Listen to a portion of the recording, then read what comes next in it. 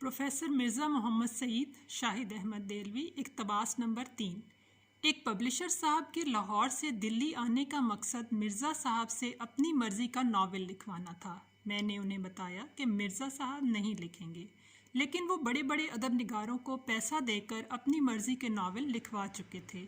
मेरी बात ना माने और कहने लगे हम उन्हें नावल का मुआवजा 1000 रुपये देंगे।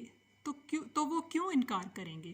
इस ज़माने में पब्लिशर 2-2.5 हज़ार में अच्छा नावल लिखवा लेते थे। लिहाजा मुझे साथ लेकर मिर्ज़ा साहब की खिदमत में हाजिर हुए।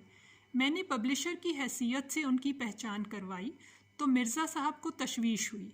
पब्लिशर साहब ने फ़ौरन ही मिर्ज़ा साहब से नावल लिखने की ख्वाहिश ज़ाहिर कर दी। मिर्ज़ा साहब नर्म तबीयत के आदमी थे।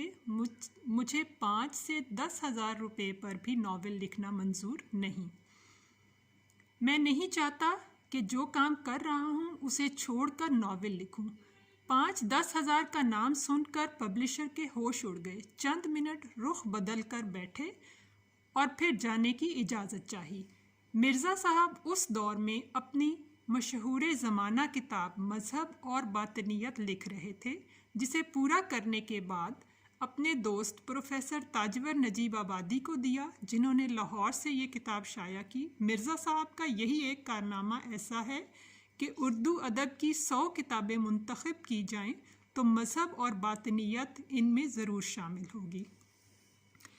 इक़्तिबास नंबर 4।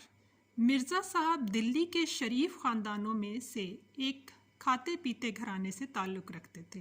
बैरम खान से 3 अतराफ़ में निकलने वाले रास्तों में से एक रास्ता दाएं तरफ मुड़ता है। उसके कोने पर मिर्ज़ा साहब के आबाओ अजदाद का मकान था। इसी इलाके में सर सैयद का पुराना मकान भी था।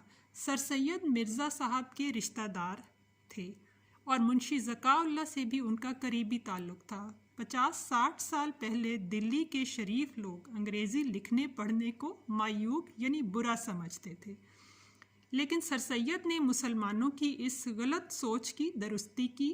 इसी दौर में दिल्ली के 2 नौजवान लड़कों ने आला तालीम हासिल करने वाले तबके में शोहरत हासिल की। एक प्रोफेसर मुश्ताक अहमद और दूसरे प्रोफेसर मिर्ज़ा मोहम्मद सईद। मिर्ज़ा साहब इस सदी के शुरू में गवर्नमेंट कॉलेज लाहौर से तालीम हासिल की। अल्लामा इकबाल उनके असातिज़ा में से थे।